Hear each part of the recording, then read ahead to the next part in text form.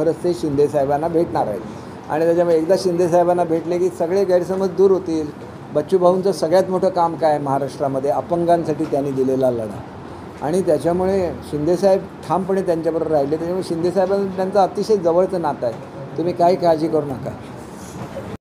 बघा, संजय राऊत ज्यांच्याबरोबर आहेत त्यांच्याबरोबर चांगले नेते कधीच येऊ शकत नाहीत आणि स्वाभिमानी नेते कधीच येऊ शकत नाहीत. ज्या प्रकारे संजय राऊतनी स्टेटमेंट दिली त्या स्टेटमेंटला कंटाळून त्यांनी घेतलेला निर्णय आहे आणि त्यांनी हे बोलून दाखवलेलं आहे. संजय राऊतना काय अधिकार आहे महाविकास आघाडीच्या वतीने बोलण्याचा? त्यांनी उभाठाच्या वतीने बोलावं हे त्यांनी सांगितलं आणि म्हणून जी ट्रीटमेंट त्यांना मिळाली ते स्वाभिमानी नेते, ते बाबासाहेबांचे नातू आहेत, ते काय लहान सहान नेते नाहीत आणि त्यांना कोणी गृहीत धरण्याचं कारण नाही. त्यांनी काय निर्णय घ्यावा शेवटी त्यांचा प्रश्न आहे, त्याच्यावर मी काय बोलणार नाही.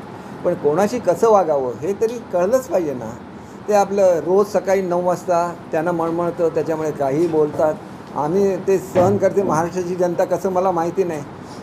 लोकांनी निदान आणि त्यापर्यंत दाखवलं जातं दिवसभर. याला कुठेतरी नियंत्रण आलं तर सकाळचं हे जे काय मळमळणं आहे हे थोडंसं कमी होईल असं मला वाटतं. आपचं तुम्हाला सांगितलं इंडिया अगेन्स्ट करप्शन, त्यांनीच करप्शन केलं. करप्शन नाही केलं तर त्याला कोर्टाने अटक करायलाच दिलं नसतं.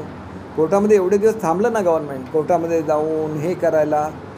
मग शेवटी असं आहे की त्याची ट्रेल मिळाली, गोव्यातल्या इलेक्शनला पैसे पाठवले ते मिळालं, सगळं मिळाले, प्रूफ मिळाले ना.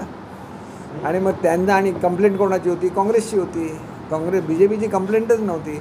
मग तुमच्या कंप्लेंटप्रमाणे ते कारवाई झाली, मग तुम्हीच परत आंदोलन करता. कुठला न्याय?